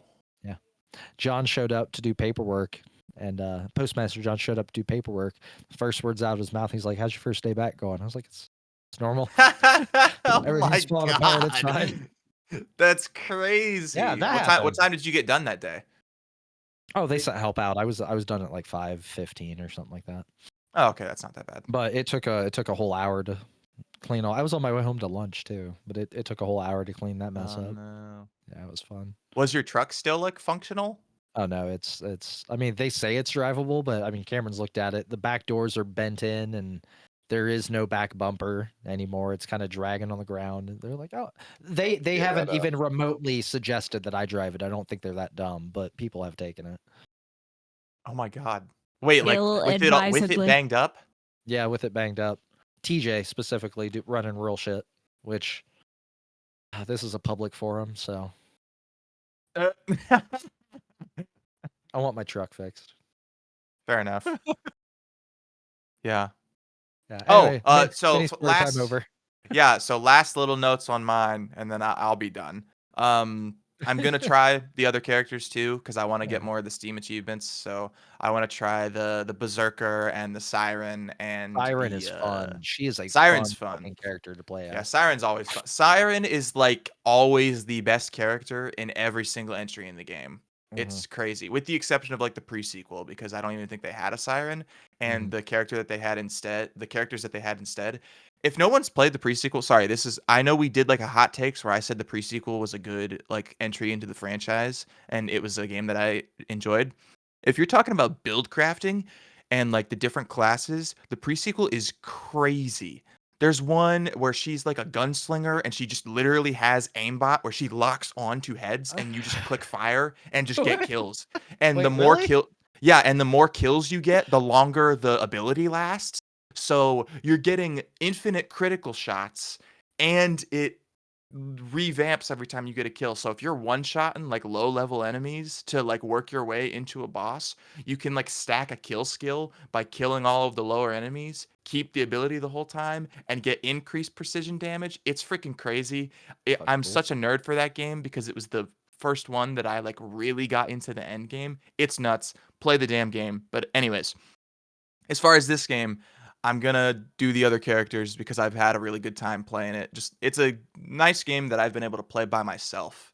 Like just sit alone, not in Discord, not like talking to anybody, just playing that, hanging out, having a good time.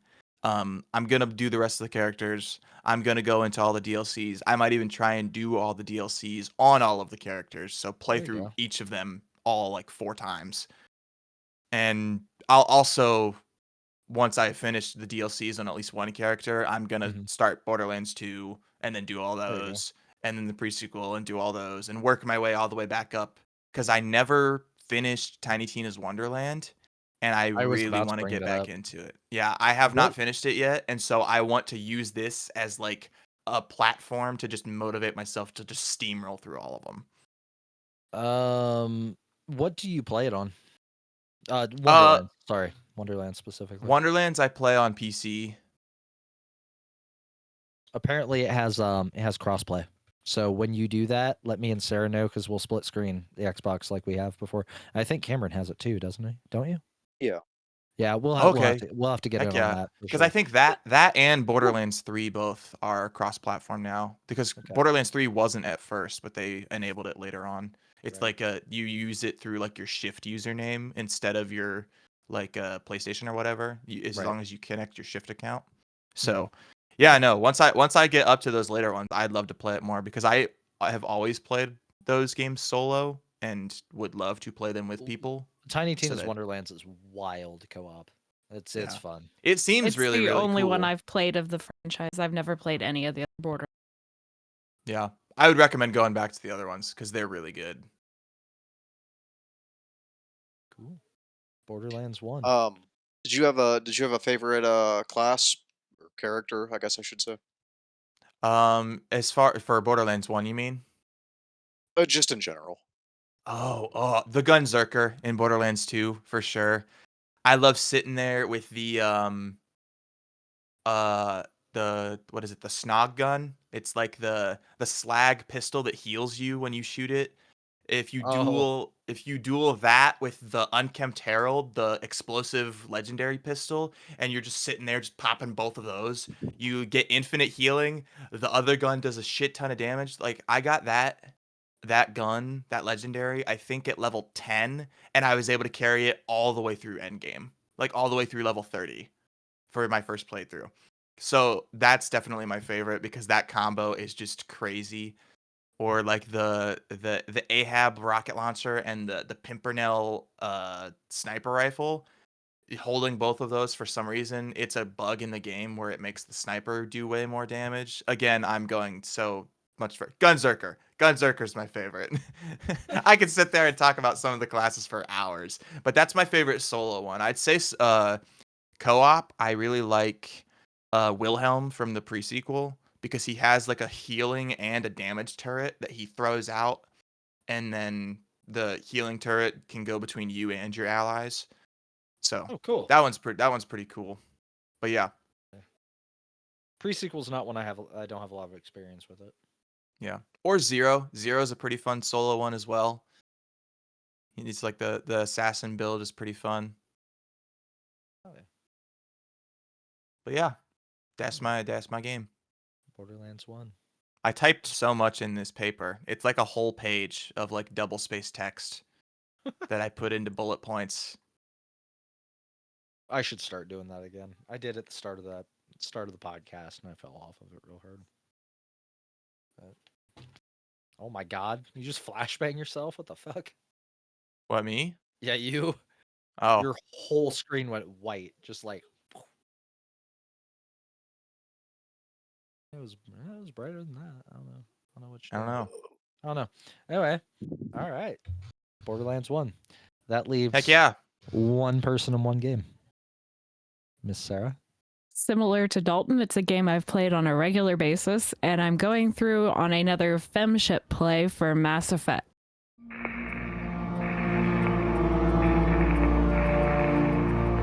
Normandy, do you copy?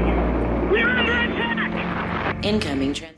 But I'm going Renegade instead of Paragon, which is nothing that I'm comfortable doing.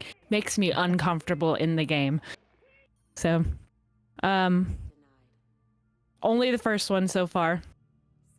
It's a lot of words and what is the word I'm looking for?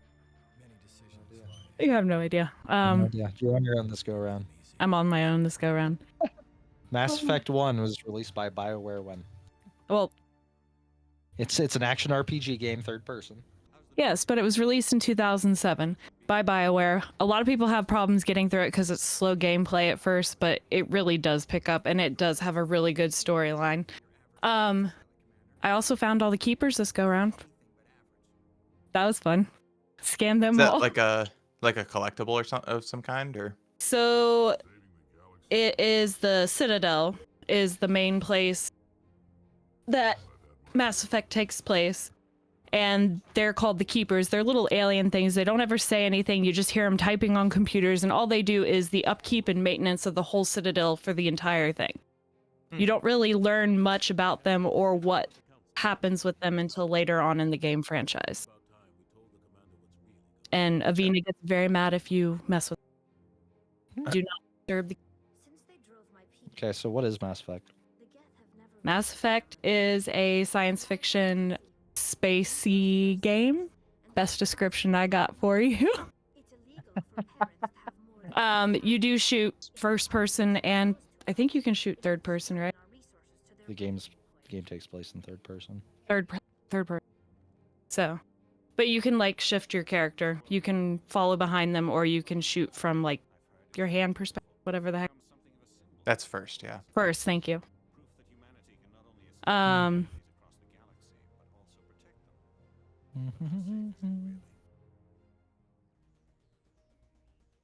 I'd love to answer your questions, but I can't read your handwriting. I'm trying to help you. I know you're nervous. I'm a little No, nervous, it's not. but No, it's all good. Just like Oh, tell that's us fine. about what you So- did and So yeah, so what is Mass Effect? What is the story? my favorite game. Why does it exist? Like, what happens in the game? Okay, so no, wait, stop. So the game came out in 2007. The game is coming up on its 20th birthday.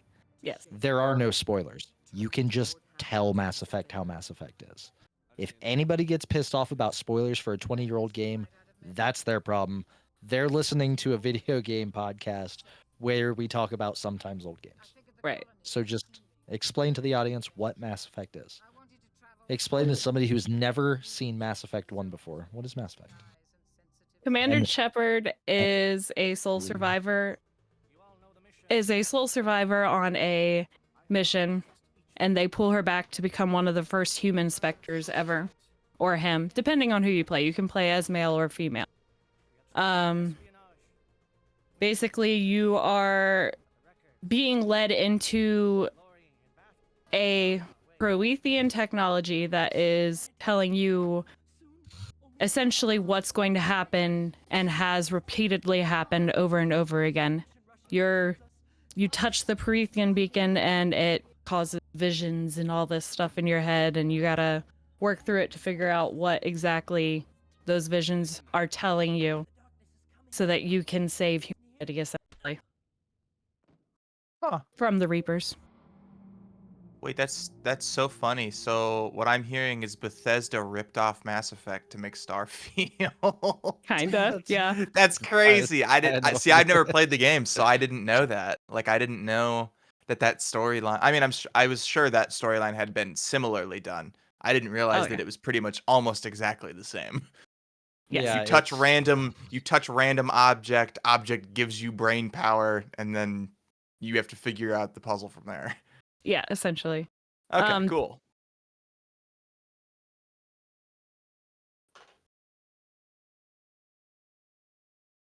So you can, what do I want to?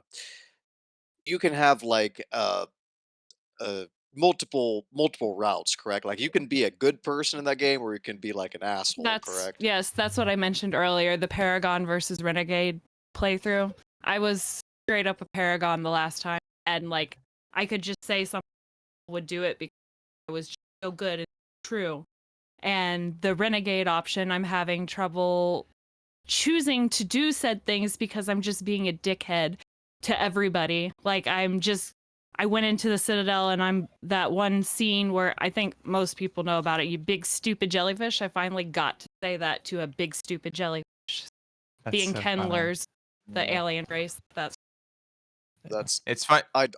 I love being the asshole in any game. Like Skyrim. Skyrim, it's like, oh, I saved an orphan and gave him money, and then proceeded to steal back my money and kicked him back out onto the street. It's just Oh my god. That's crazy. I'm with Sarah though. I finally started playing Baldur's Gate 3, and like the character that I picked was such a horrible character for me to pick because I picked a drow, and I didn't realize that drows were like assholes because they have been within racial purgatory forever because everybody hates their race. So then I'm like trying to do all these nice things, and I'm playing with another buddy, and he understands the lore a lot better than I am. And I was like, I didn't want to be mean. Like, I want to be nice. And he was like, you kind of have to find the balance. So there are like moments where I can get away with being heartfelt and empathetic. And there are other times where I'm like, I'm mean. Fuck you. And like, that's pretty much what I have to do. So Right. for this place through specifically, I'm looking at it as, okay, that's what I would do. This is the total opposite end of what I would Right, do. Let's yeah. click this and see what Yep. happens. Yeah, that's the same. It's literally the same thought pattern for me with Baldur's Gate. I kind of have to do the same thing. Right on. Oh, yeah.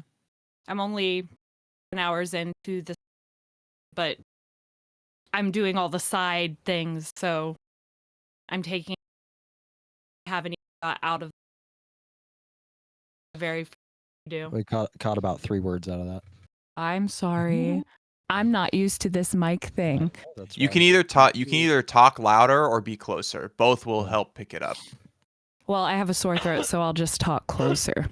Yeah. So you said you're how many hours in? 10 hours on the PC. I played my Okay. original playthrough on Xbox.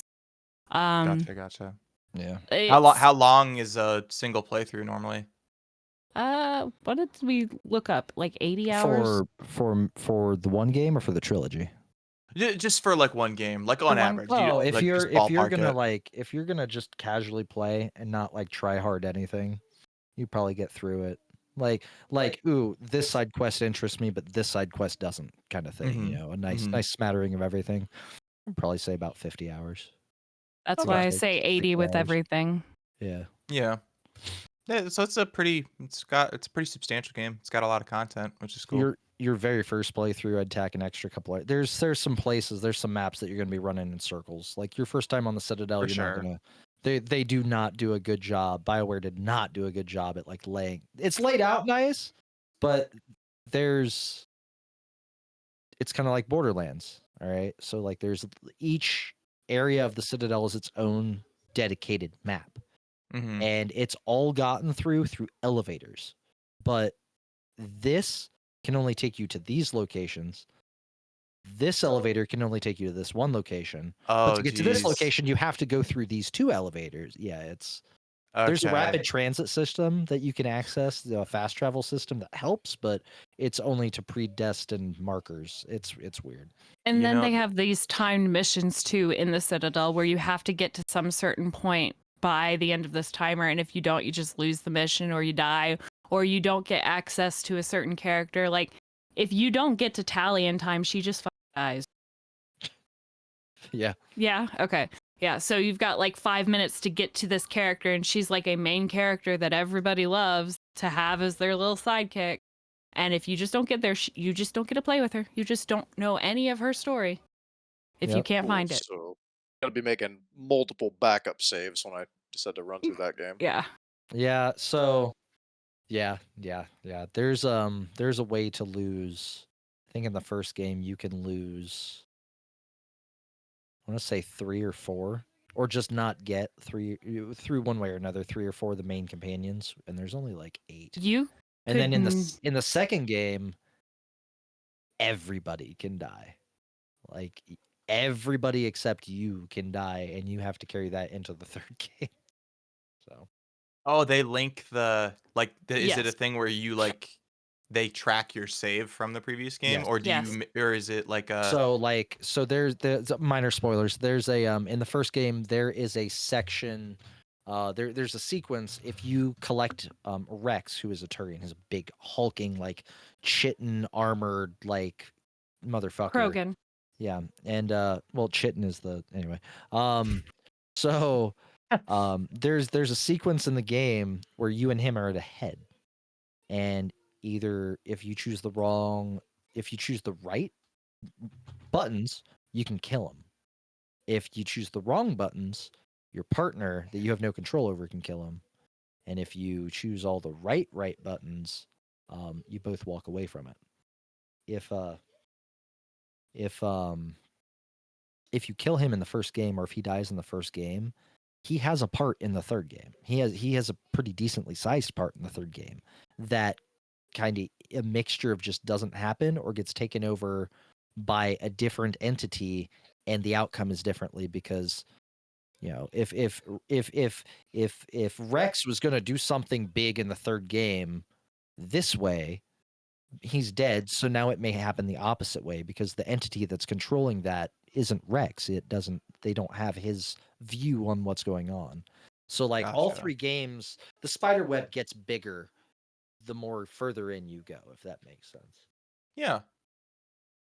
Save Rex. It's worth it. So Kill Ashley. Caden's better. Yeah. So is it another thing where like if you started the third game without playing the other 2, do they let you like make There's- those critical there's decisions a and really then start? there's a really cool sequence in the Legendary Edition specifically. If you can choose what game you want to start out in, and it does a really really cool. It's long. It's like 20 or 30 minutes long, depending on which game Mhm. you choose to start with, because Mhm. you get it in the second game, and if you skip the second game, you get the second game's part and the third game's part in this sequence. But you get access to a really, really beautiful graphic novel style telling of the Okay. games before it. Yeah. And at a major choice in the graphic novel, it presents you with that choice and then changes the Okay. graphic novel to fit your narrative as you go. Gotcha. And then, well, like you say, we're playing the third game. You start the third game out. It runs you all the way up to the third game and then kicks you off seamlessly into your story in the third Right, game. based on whatever decisions you had made for Yeah. all that. Yeah, it's, Okay, it's really that's it's super really cool. nice. I actually this is one of the few times that I don't suggest always going back and playing the first ones, because I always suggest, even if you're going to do that, start a new game in one of the later games, because this graphic novel that they present to you it's a piece of art. They did such a good job on it that I think you would be missing out on a good piece of storytelling by not doing that at least once. Right. Yeah, or I feel like it could be a good way too if you like played the first game and then didn't touch the franchise for like 8 years and then you wanted to play one of the later games. Right. It would help Yeah. you remember what happened in the first game a little Right. bit. And So- it might even flip a switch in your brain like, "Oh, this was the choice I made. I remember this now." If for Right. whatever reason your save like was lost to the Right. abyss or whatever. Well, you're gonna laugh. The main reason that they put this in the Legendary Edition is because Mass Effect games that are really good RPGs, the RPG doesn't take a backseat, but it runs alongside the action. Does that make Mhm. sense? Yeah. Mass Effect 1 is an RPG first and a video game second. It's like playing Dungeons and Dragons in your mind. Yeah. The for gameplay sure. is a heavy additional feature to the numbers that you're playing with. Because of that, so they fixed it in the Legendary Edition, but sprinting worked so quick that I could run from from my seat to the back door in probably half a second. And it just the world moves. Sprinting was useless. The cover system was useless. The combat was clanky as shit. The game, they fixed some of it, but even BioWare acknowledges, yes, fans, you are correct. The first game is rough. If you've played through it first, we understand you never want to play through it again.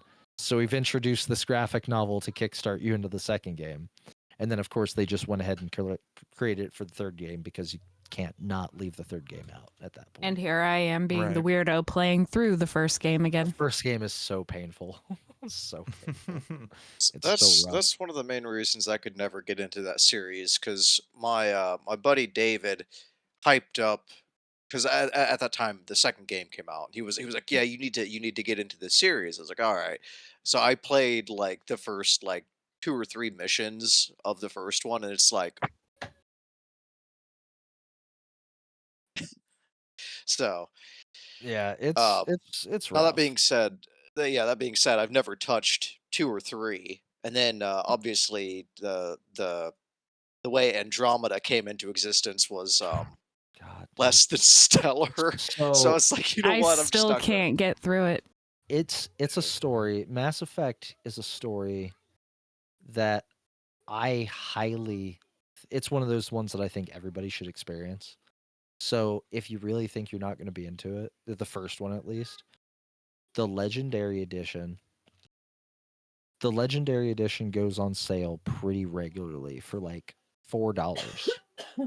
Like Now the Legendary it's like Edition is the bundle of all 3 games, right? yeah. Mm-hmm. So Okay, what? It seems that's like what I ended up every picking up. couple months it goes on sale for like $4 on all platforms.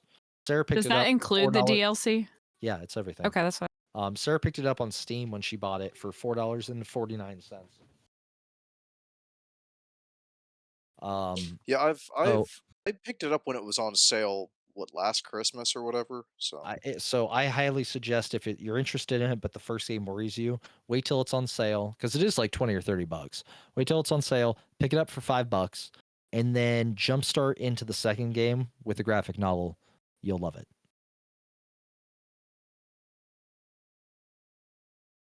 I still say stick through the first game, but that's just me. That's fair. You miss a lot of content without doing the first game. There's a lot of jokes and a lot of batter back and forth between your companions and friends that you will miss out on and you will regret. Fair. All right. Anybody have anything else on Mass Effect? No. Cool beans. All right. Host. Got anything else? There are no emails. I checked before. There's no emails. Okay, cool. I mean, I think the only other major thing is we ought to get our next spin for our special topic for next week. All right. Well, Dick is off the menu, thank God. So that can be Okay. crossed out. Yeah, I'm gonna. Good or bad? You tell me. I think we came to a consensus it was bad. All right. I'm gonna. I'm devil's advocate, but sometimes it's bad. Yeah, that's fair. Used to be good, now it's bad. Mostly. Okay, I'm just clicking the roll button a bunch, and then you guys tell me when to stop. Stop. 15. Stop. Game sizes being too big. Anybody want to install 300 gigabytes of COD? I do it all the time. I think I actually have somewhere in the realm of 900 gigabytes worth of COD because I Stupid. have all of them installed from the past like 15 years. Dumb. I don't need 25K textures in my game files. Leave me the fuck alone.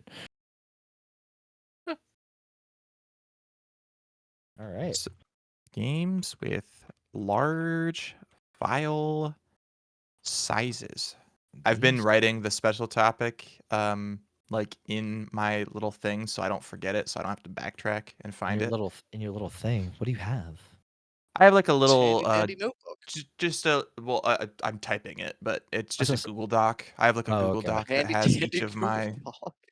It's just a nice little summary of what my topic is and what I'm going to talk about in each Gotcha. of the segments and whatnot. I can't take the camera off very easily, but I use Windows has a built-in sticky pad or sticky notes, post-it notes program. So I just have like I have a post-it note in the corner of my screen at all times that has podcast shit on it. So that's what I use. Yeah. So large games and why they're fucking awful. Because I'm gonna sneak my opinion in ahead of time. Shit, I'm not a fan. I already know that. I don't know why they're so big though. So this one's like gonna actually require me to do a little bit of digging. So Typically it is your. Don't say it! Don't say it! Don't say it! Don't say it! Don't say it! Don't say it! Got the turn. Hold it got for the next tune in week. Next episode. Hold it for the next Yeah. one. Oh, and new host. Well, before we do that, does anybody have any announcements that need to be made? I don't have any. I'm just Go check out my stream. Okay. On Twitch and TikTok, but mainly Twitch because that's the one that'll pay me money eventually someday. So go to that. It's on our website. I'm boring. Go play games. Go play games. That's always a good one. That should be a motto, honestly. I like that. Go play games is a great Dalton one. says it all the time at the end of the episodes. Go play games. Yeah, he does. Yeah. All right. Splitgate 2 is announced or coming out here soon. If you guys know what Civ that is. 7 released. Oh wait, it came out. If anybody's a bit, yeah, it came out on the 11th. Fuck, there goes $60. 70. Yeah, God, fucking damn it. Yep. Might I as well found be a 80. game. Okay, so you know, 4X strategy, grand strategy games. Then, right? If you're a Civ fan, I found one that right, Dalton. Okay, you brought up Civ. I'm assuming you know 4X. I just play Civ. Nope, I Okay, just play so you Civ. know Civ though. That's the thing. Is all 4X games are either space based, they're modern day based, or they're fucking high What is fantasy. 4X? Am I crazy? 4X is X. Fuck. Hold on.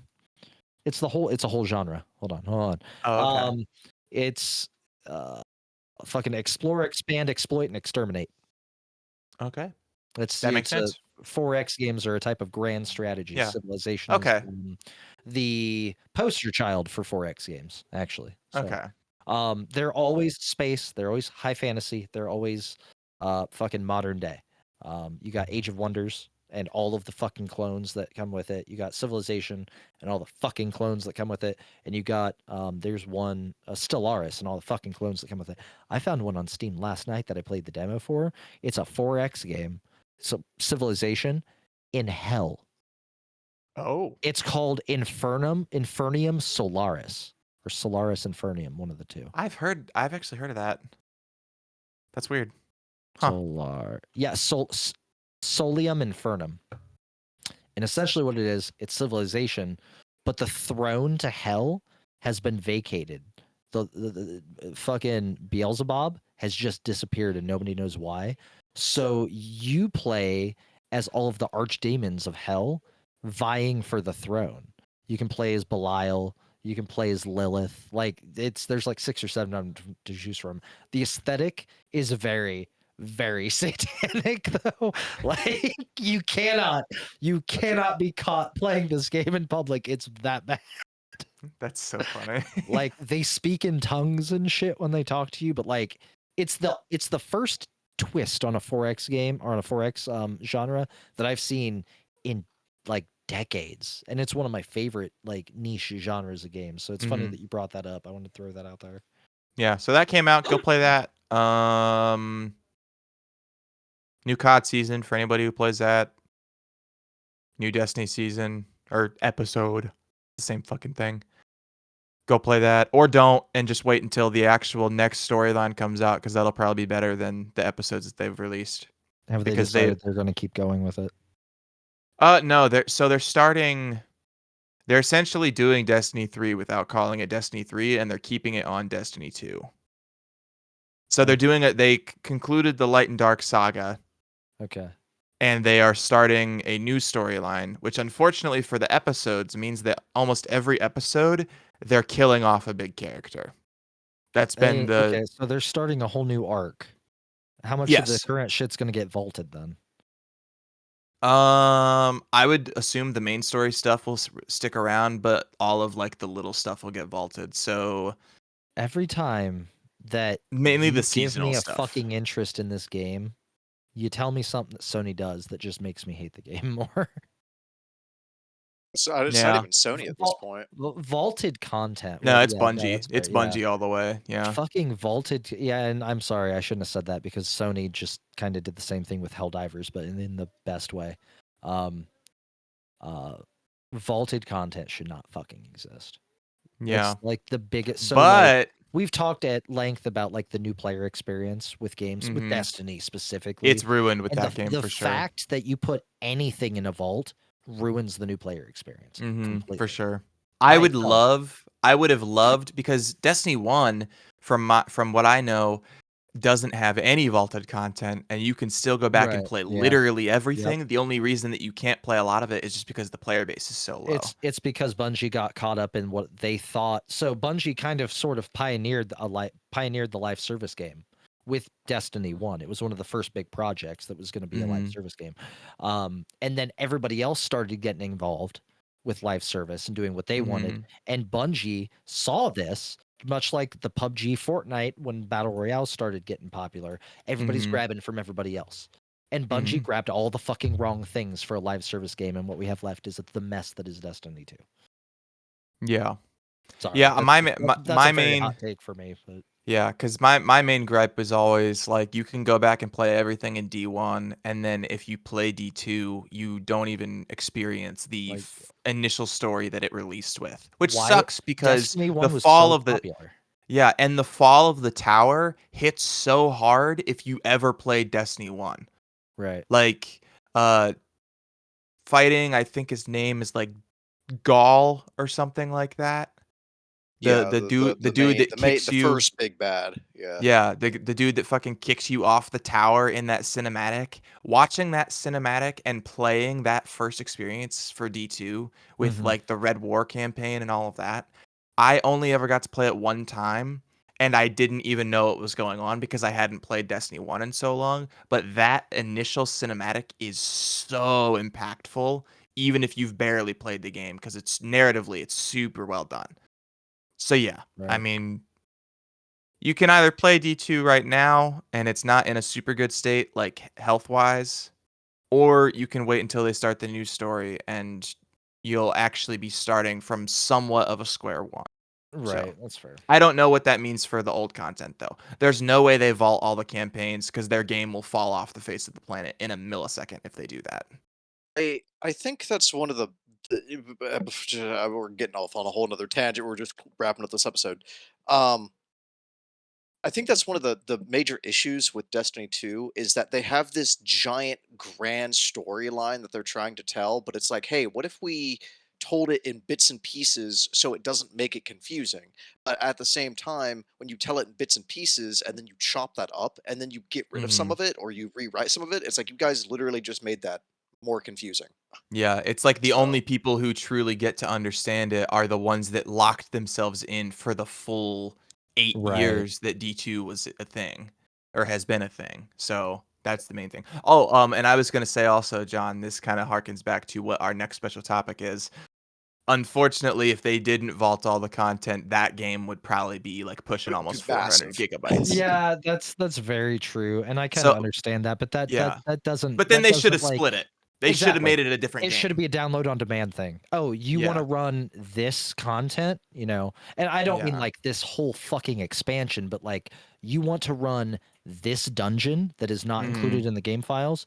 Here's a quick loading screen while we download the 7 or 8 gigabytes that it's going to take to run that dungeon. Mhm. Yeah, that Real, or real quick, 8 gig downloads are nothing nowadays. yeah, So, that or they do it on like a checklist basis where if you want to run everything, if you want to have yeah, all the content yeah. there in one go, say like I have a 4 terabyte SSD in my computer, so I have a lot of storage.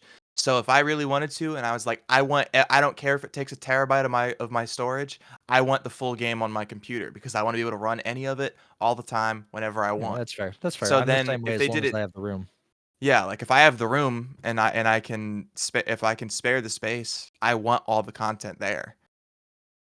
So, Right. yeah. But you're also understanding, like, oh, I also like playing this other game, so it's cool if I don't have it. Yeah, there's so many ways that they could go about doing it, but Yeah.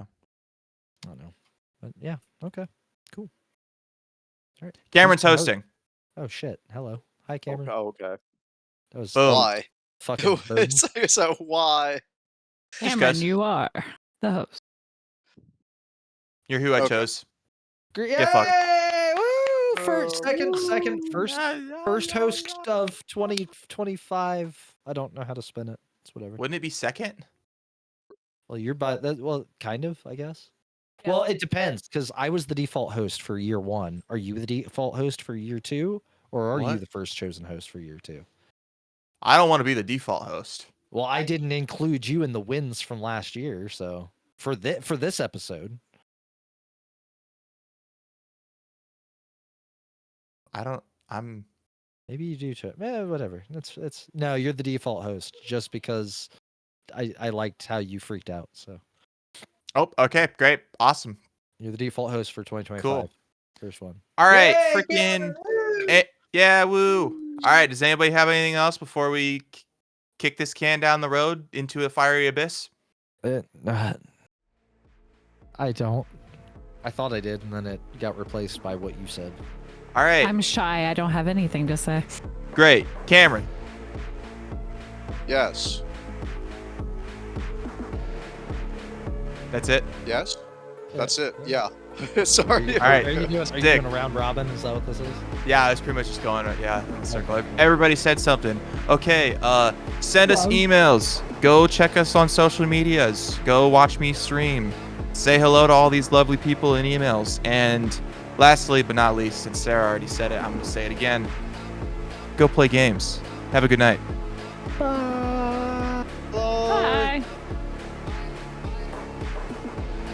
And scene. All right, I gotta piss so bad. I'll be back.